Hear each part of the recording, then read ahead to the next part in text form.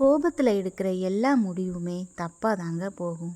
யோசிக்காமல் கோபத்தில் எடுக்கிற ஒவ்வொரு முடிவுமே அவங்களோட வாழ்க்கையே அழிச்சிடும். தவறான முடிவால் பல பிரச்சனைகளை சந்திக்கிற நிலைமையும் வரும். கோபம் நம்மளை யோசிக்க விடாமல் செஞ்சிடும்.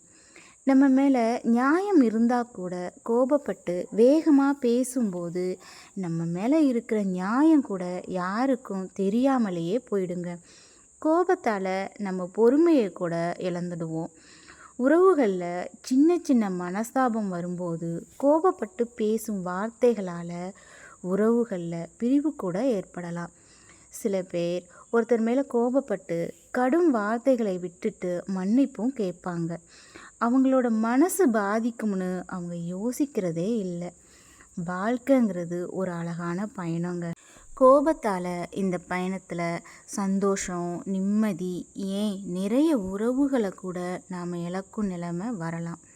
கோபப்பட்டு என்ன கிடைக்க போகுதுன்னு கொஞ்சம் சிந்திச்சு பார்த்து நடந்துக்கிட்டா இந்த வாழ்க்கை ரொம்பவும் சிறப்பாகவும் மகிழ்ச்சியாகவும் இருக்குங்க.